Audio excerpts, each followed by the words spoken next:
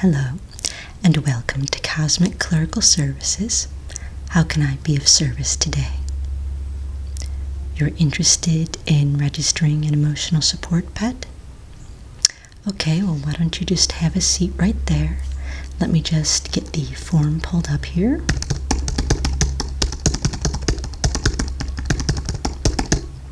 Okay, and what is your name? And how do you spell that? Wasn't sure if it was E or I there, so. And date of birth? Yes, your date of birth. We'll get to the pet info in a little bit, but we do have to confirm that you are of age to register an emotional support pet, so. Well, if you're not, you can have your parent or guardian register one for you. Okay, you are definitely of age then, so.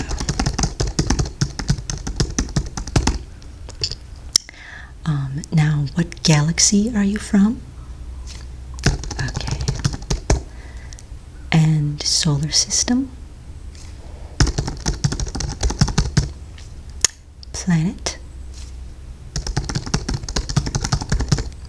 And what province on that planet? Okay. Now, what is your hailing frequency or interplanetary transmission code? Yeah, if you have both, we'd love to have both. That way we have an easy way to contact you no matter what. Okay. And the transmission code? Okay, very good. And now, what is the reason for registering your emotional support pet? Is this for like social anxiety, having issues going shopping or going to parties, crowded areas in general? Is this a travel companion, someone to keep you calmer during your travels, or perhaps a medical emotional support pet for some people get really nervous when they have to have medical visits, and it helps to have their emotional support pet there to get them through it. What is your reason for registering your animal today? Travel companion, okay. Now, what type of pet are you registering today? Dragon, okay. And what is your pet's date of birth or approximate age? We realize, of course, that's not always able to determine the exact age or date of birth of the pet due to many pets having multiple owners, but your best estimation. Okay. And is that an estimate or an exact, do you know? It is an exact, okay. And what is the pet's name? Oh, that's very cute. And how long have you owned this pet? Okay, so it sounds like you are not the original owner then, is that correct? Okay, and so who was the previous owner or owners? Okay. And I take it they kept very good records. Is that how you know the exact age of your dragon? Okay, that's great. Okay, so on to the dragon's physical characteristics. What size is your dragon? Yeah, height and length. We have to make sure that it will fit in most common transports. Okay.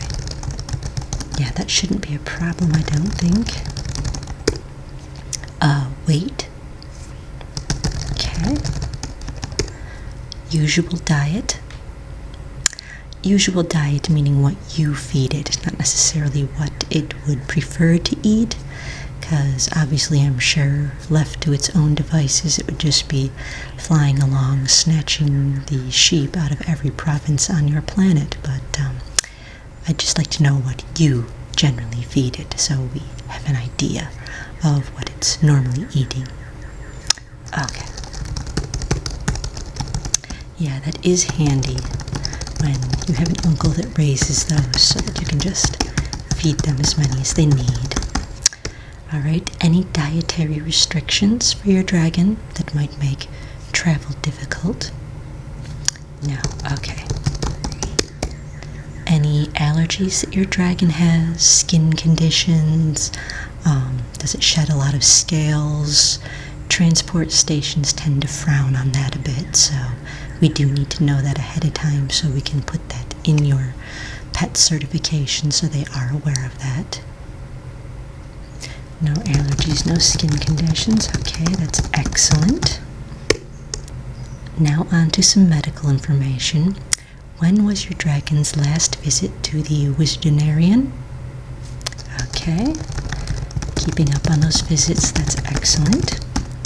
And who was the practicing wizard on that visit? Okay. And is that your regular wizard when you take your dragon to the wizardinarian? Or was that just a stand-in for that particular visit? That's your regular wizard, okay.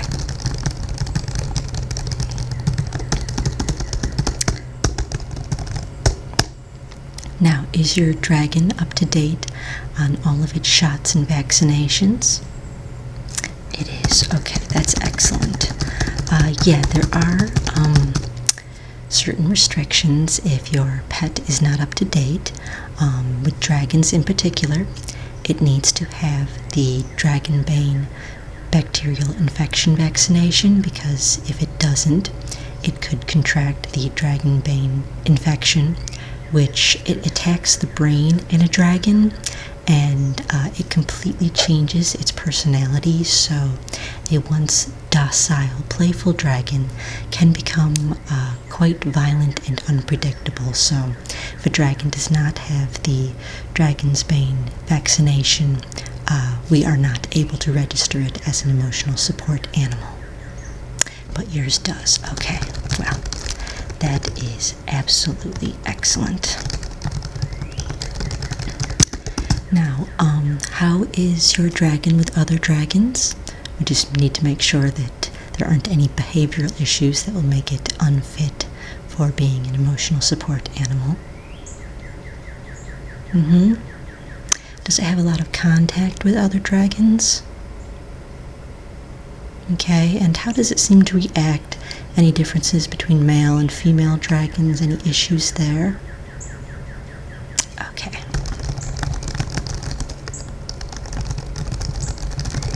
And is your dragon still able to produce offspring, or has it been fixed? Still able, okay. Has your dragon's behavior been wizard certified? It has. Okay, that's excellent. Yes. We like to rely on official certifications a little more than an owner's opinion because, of course, when you love a pet, you're usually only seeing the good side of it, so it can be a little misleading sometimes, and people tend to think that their animals are a little more well-behaved than they are. But if this has been wizard certified, then yes, that's definitely excellent. Did you bring the certification with you? You did not. Okay, that's no problem. I can just look that up in the wizard registry. Let me pull that up here. Okay, what was the certifying wizard's name? Okay, and then of course we already have the dragon's name, so let's see. Yep, okay, here it is. Okay, so I'll just put that certification into your registration form here. Now, what training programs has your dragon been through thus far? Oh, that's a very good one, okay. And what courses did your dragon take in that training program? Okay. Oh, that's a very good, important one. And did it take the human eating and roasting resistance class? It did. Excellent. Yes. That one is of particular importance with dragons when you're registering them for emotional support. So, let's see. What certifications has your dragon received? You know, if any. Not every pet has received a certification, but what exactly have yours received? Okay. And we'll just verify all these with the respective organizations before we actually fully certify your pet. But yeah, we just need to know ahead of time. And were you the owner, or did these certifications take place under one of the previous owners? Okay, great. Now, does your dragon have any relatives that are currently fully certified service animals? Service animals are a little different than emotional support animals. Service animals have gone through a very rigorous training program, and not all the animals are suitable for it, and many are rejected. I think there's probably more that are rejected than accepted because they have such rigorous standards. These are for really, helping people who really need an extensive amount of help from their service animal. People who have seizures, people who can't see, things like that. So service animals really require a lot of extensive training, but we do like to know if there are any animals in your pet's bloodline that are service animals. It just kind of helps give us an idea of the temperament of your particular pet's genealogy. Okay.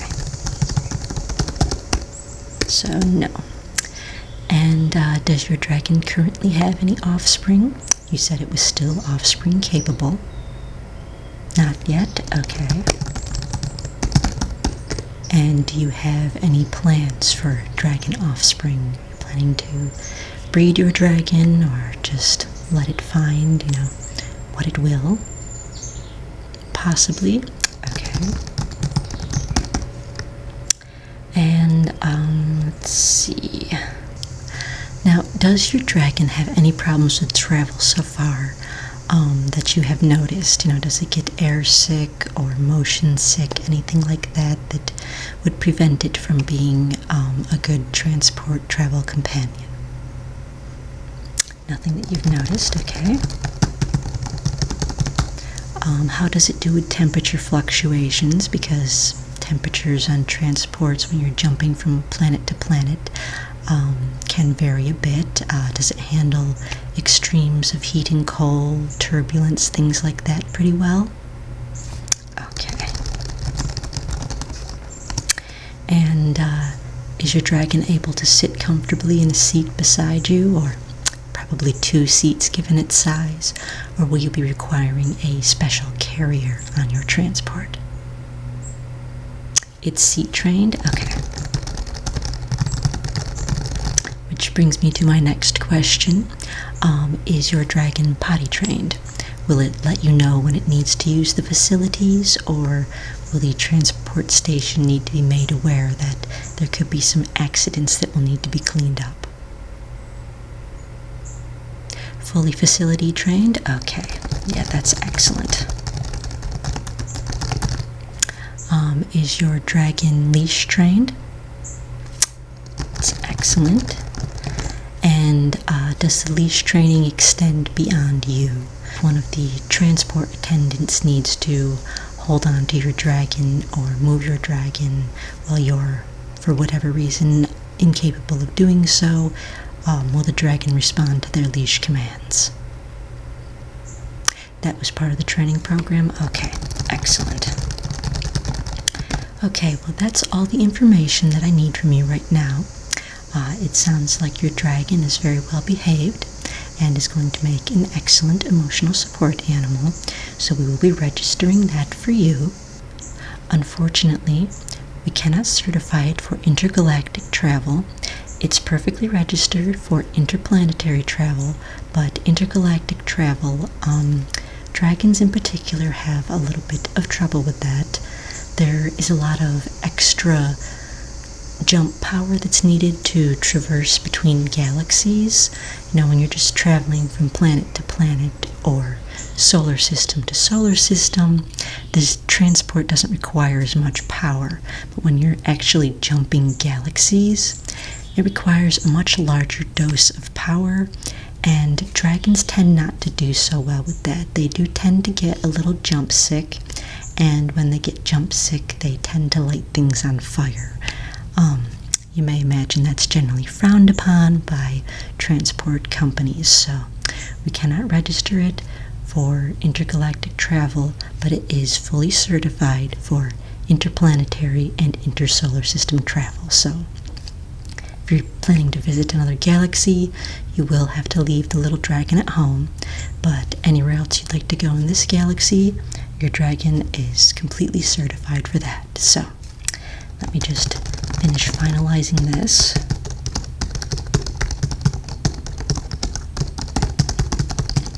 Now, in a week or maybe 2, you're going to receive your certification packet in the mail, and that's going to have all the paperwork, all the identity badges, the ID cards, everything that you're going to need. So anytime you want to go to a transport station and book a trip, you can just show your information to them or send it to them, however you're scheduling your trip, and they will accept the dragon as an emotional support animal and make the appropriate accommodations. Should you ever have any trouble, if there's a transport station that isn't really on board with the dragon coming on, just give us a call. I believe you already have our number, but that will also be in the information packet on all of the forms and all of the identity information and certification sheets. Everything has our contact information on it, so it's quickly accessible should you need it. And you can just call us and we will talk to the transport station manager directly and get the situation resolved quickly and conveniently so you can be on your merry way, you and your dragon, okay? Okay, so you are fully certified. Why don't you head home, and in a week or 2 you'll get that packet. And again, any problems, just give us a call, but congratulations on fully registering your emotional support dragon. I hope you have many wonderful years of travel together. Have a good day.